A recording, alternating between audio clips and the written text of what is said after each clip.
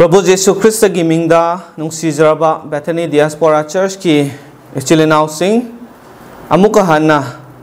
mayambu haraw tayamna okchari ngasigi pajakraba numit matamasi isona ikoida mahaki thauzal galoina na pibi bani aduna matam khara aikoina mahaki wahai taminna bagi tanja phangbase yamna kari haisira mamal yamba ama oina ekoi khallaga lauraga ishorgi wahai asi pukning changna taminasi thagat sabani mayam ngasi phawba asmaina tattana ishorgi wahai asibu taraktuna ekoi mayam ishorgi wahai dagi pukning thaugatpa amadi pangal mayam su ekoi phangjare thawai gi lambida henna ishorgi borsu ekoi phangminnai ngasi somuka ishorgi wahai na ekoi bukari takpi ningbage ishona ekoi bukari hena khanghan ningbage haibagi matang asida ekoi muk taminasi aduga ekoi nainaminasi isilinaw sing ngasi gi ekoi gi text asi 1 Peter chapter 3 gi verse 7 8 9 masidagi ekoi paraga koi puning thogat minasi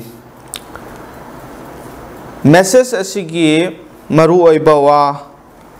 natraga title asi be of one mind haibani pukning amata oiyu haibasi ishorgi wahai na ekoi da takpi bani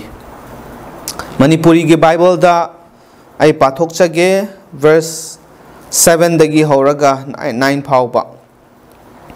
mapur oibasa matau asumna nakhoi gi nupi singbu henna sonba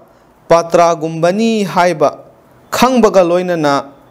panminnau amasung nakhoi punna hingbagi thaujan phangminnaba oina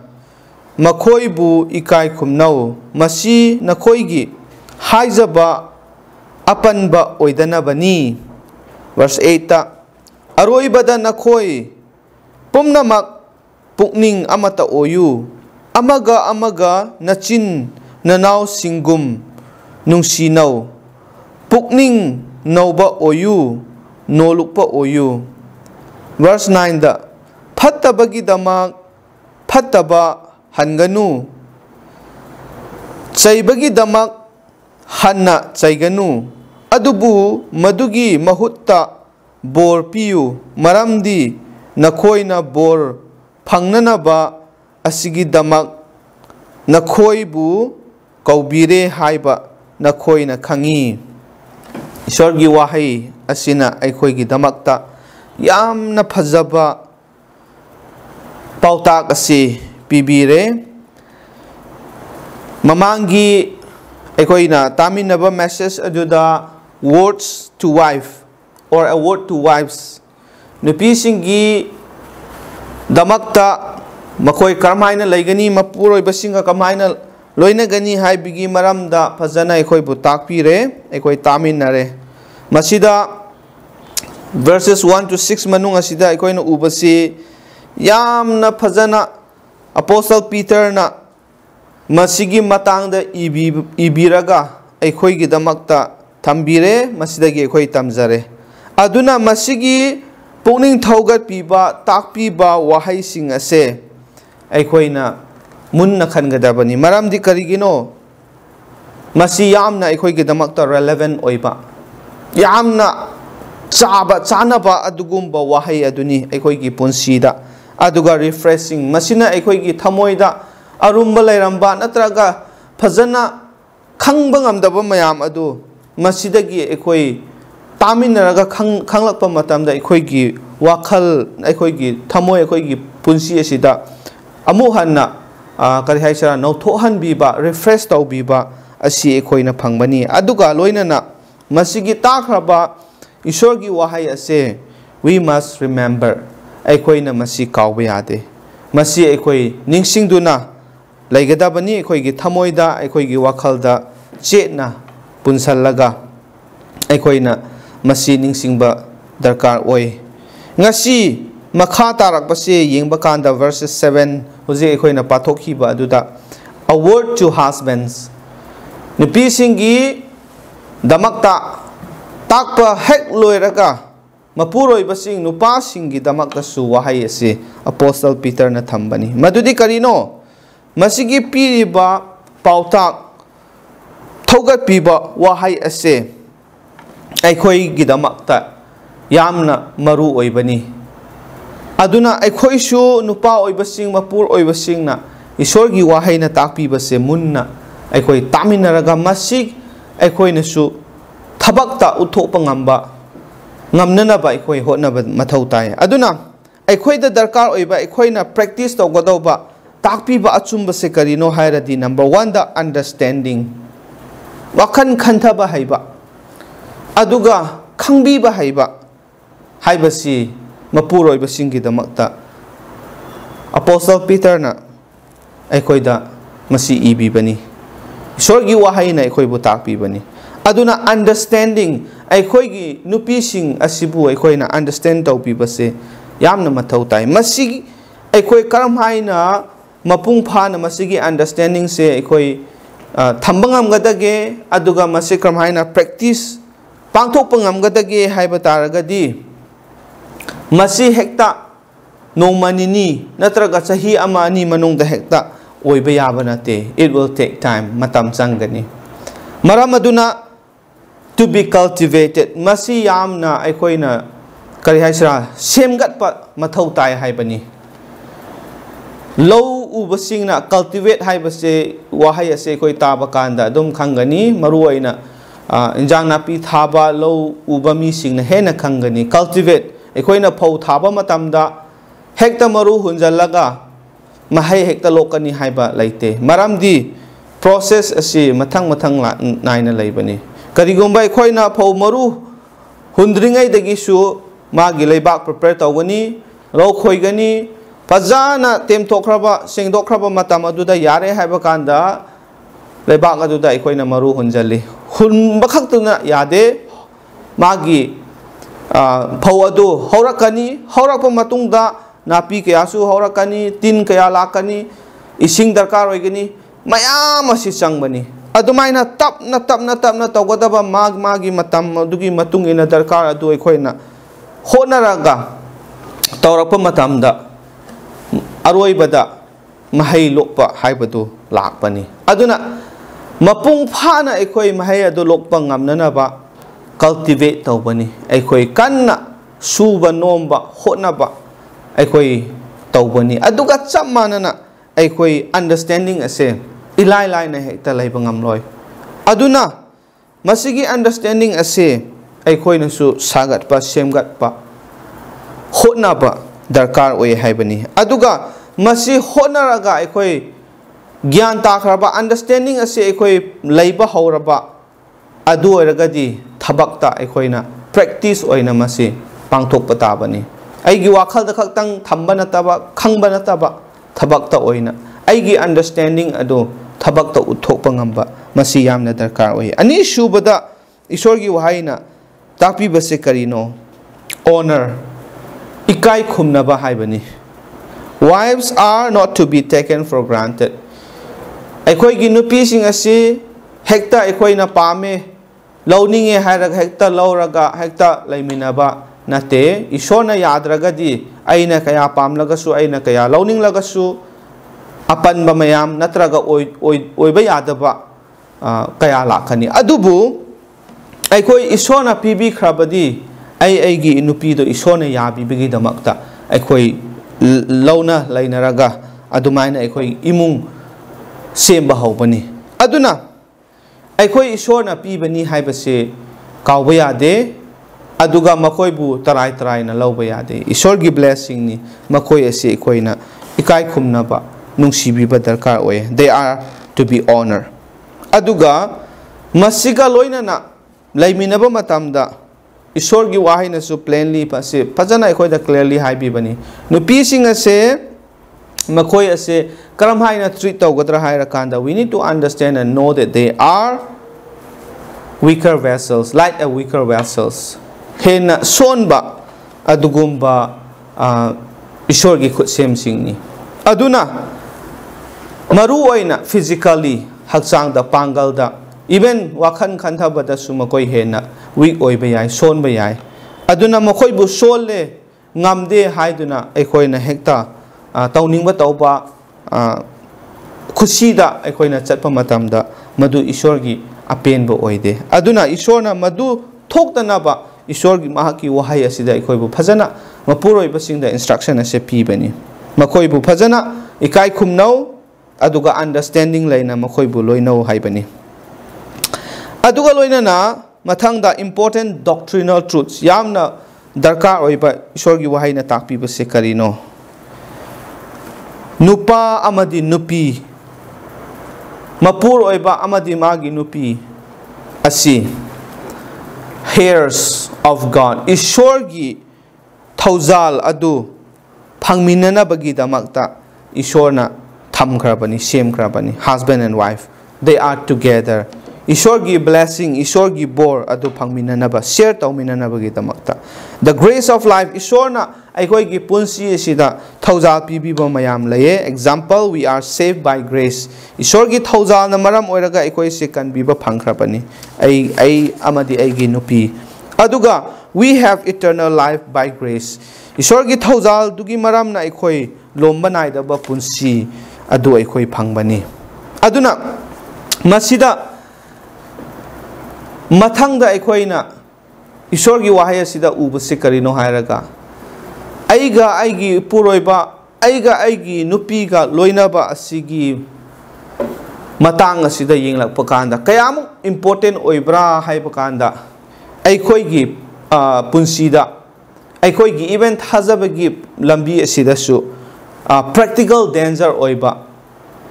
khara laye madudi karino karigumba aikoi na aigi nupi aduga aigi nupada tawgadaba aigi responsibility aigi thau aina tawgadaba tinagadaba gi moong ase lana chatpa matamda maru aina nupa singna mapuroi basingna magi nupibu understand tawbidaba honor tawbidaba matamda weaker vessel ni ason mani haiduna mana apamba tawba matamda it can hinder prayer aikhoina ishorda haijaba se aigi imungi dama oiba yai aigi punsi gi dama oiba yai प्रार्थना तौबो मतमदा मसिना अखोइगी प्रार्थना से थिंगबा याय हाइबनी it can hinder our prayer aduna danger से prayers are not answer masigi problem से लेरगा अखोइना प्रार्थना तौबो कांदा अखोइगी prayer दो ईश्वरना खुंबीदबा नत्रगा ताबीदबा याय हाइबनी they may be hindered by sin अखोइगी पाप अदुनसु अखोइगी prayer से hinder तौबा याय ani makse koina ubani aduna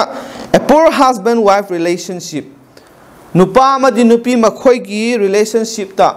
yamna phajada ba moong da leiba matamda this could hinder prayers prayer ase hinder tawba yai aduga masina akhoi gi damak ta apan ba kaya thohan ba ya hai ba se aikoina khanganebani isor gi wahai na takpi bani aduna this is an important insight to take note of masi ekoi pachana seriously lauraga pachana munna khanglaga ekoi masi take note of this madudi karino hairaga adum ningsing na ba ekoi hotnaga dabani masini isor gi wahai na takpi base mathang da yengba kanda nupi na nupa singi mathakta nupa na nupi singi mathakta takpi re even before that madugi mamang da minai singna moigi mapu singda karmaina laigani haiba so khoi tamina khrabani ngasi mathangda amu ngasi gi text asida yengbada a church community singlup ki matang da so amuka aikhoi bu takpi bani madudi karino the makeup of the church community ase church haiba singlup haiba masigi community ase karina semi haiba kanda the individual me ama and the family haiba amalai aduga mi amamam haiba lay individual person ko masi mayam sina pulak laga singlup ase sembani ngasi su aikoi gi singlup ase yengse naha oiba sing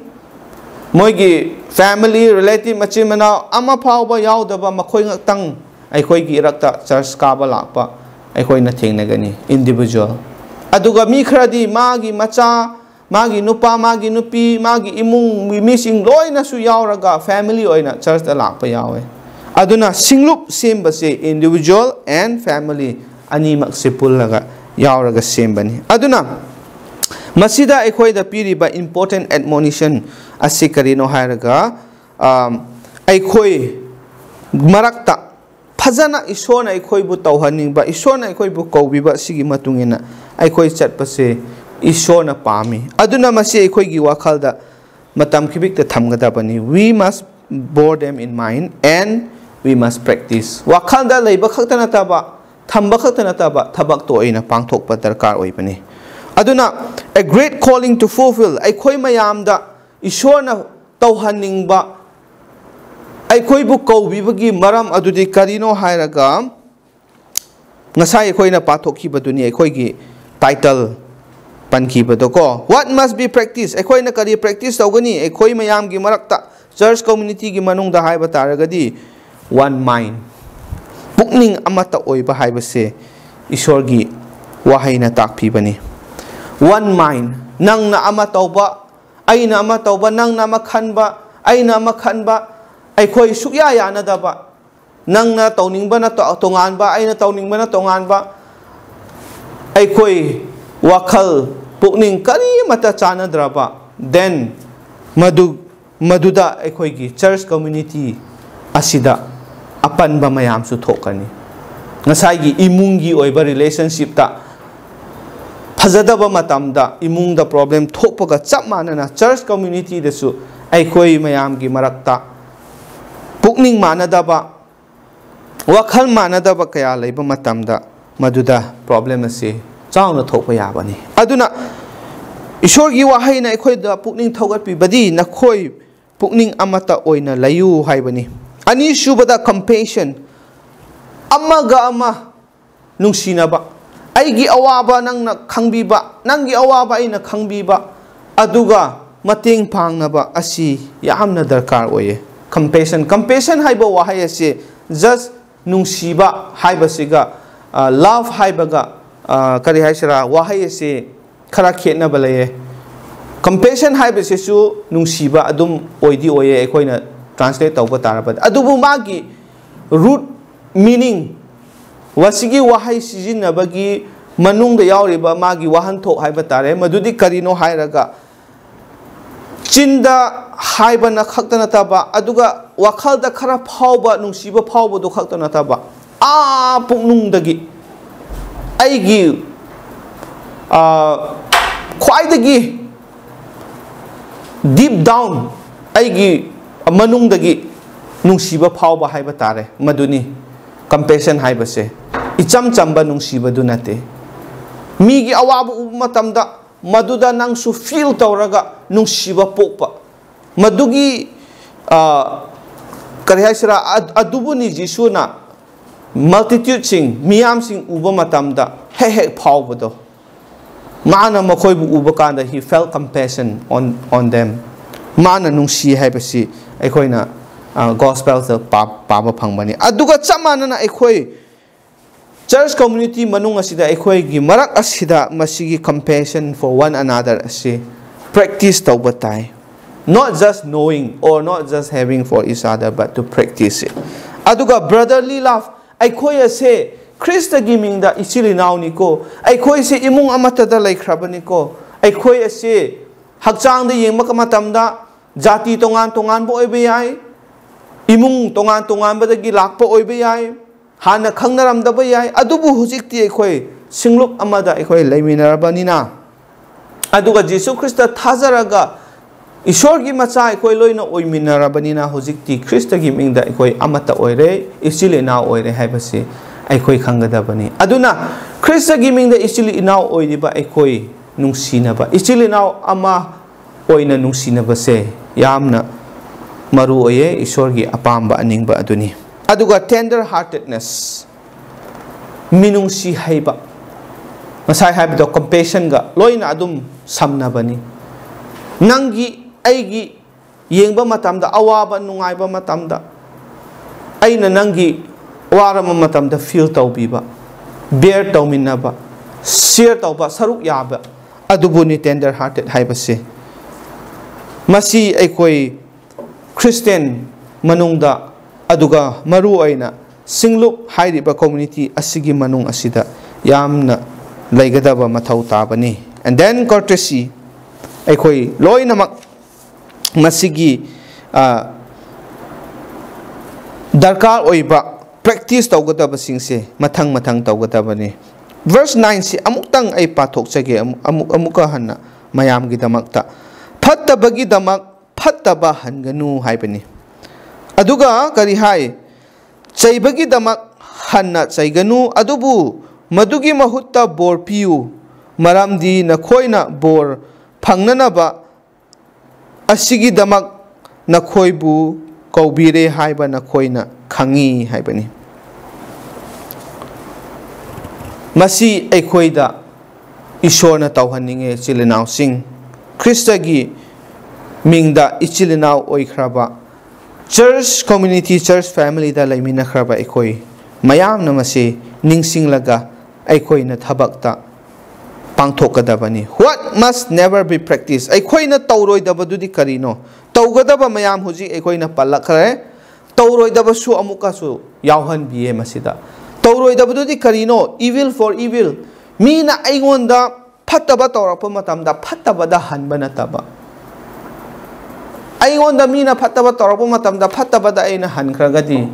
phattabaduda aina phattabada hanbasi ishwargi pautakki matunginadi chupchum chumdre aduna mina phattabada halaklabasu phattabada hanba yade haine masi tawgonu haibani. Aduga reviling for reviling mina ekhoibu chumdaba natraga chaibiba kaya tawraklabasu amuk chaibidaba aina masi gyan taraga aigi hakchangna aigi wakhalna haninglabasu maduga chamanana haninglabasu ishorgi wahainadi asumaina takpiyeko Christian singi church community singi damakta ishorna asmaina takpiye khanghanbiye ko haibase ningsinglaga practically madu aikoina tawrudaba matamda ishorgi bor ado phangadabani ishorgi apen madu oigadabani. Aduna chilinau sing asi aroibada masigi paminari ba text asidagi chawraba lesson aikoigi thamoida thamjagadaba prathana ga loinana aikoina kauroidabadudi number 1 da to desire a blessing from God ishordagi bor phange haibagi apambase ekoi loina laisu lairamgani laisu laigadabani maramdi ishordi bor khuding mak horakpham ishorni mana bor khuding mak supiye adubu aikoi da pining ba bor aikoi na phangadaba bor ado aikoi na magi pautak ase mapung phana ngasai gi pankhiba mayam ado pangthok ta bakanda aikoi gi bor phangadaba mayam aikoi gi prathana gi answer ado pakhum ado panbayai thingbayai aduna ishorgi bor ai soidana phange ishorgi bor phangnanaba ai masi tauge haibase koi khallaga laigadabani. Ani subada to walk in God's way aigi apamba lambi nataba aigi aningba lambi duda nataba ishorgi apamba lambi aduda ikoi chatpa masini aikoi gi damakta khwaidagi maru oibase aroibada this is our calling masi kari gi damakta ikoi tawgadra ludi yam luwe adubu masi karigi damakta tawgadra haiba kanda masigi damakta masigumba punsi masigumba lamchat masigumba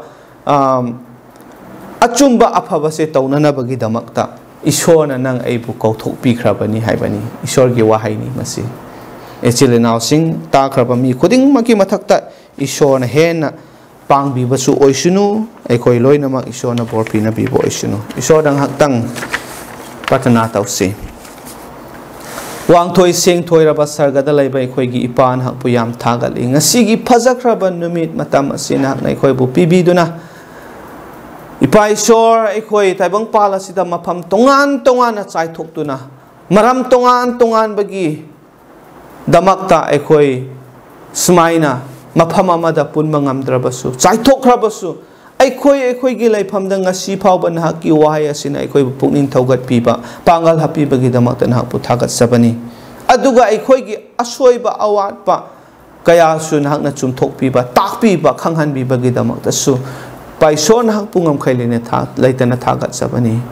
ngasi nahaki wahai sipu takraba mi pum khuting makna khangkraba aphaba achumba sing ase thabak ta khoi mapung phana pangthok pangamna ba pangal hen nahakna pinabiyo paisor silinao maru mapang church ki community family khuding mak ase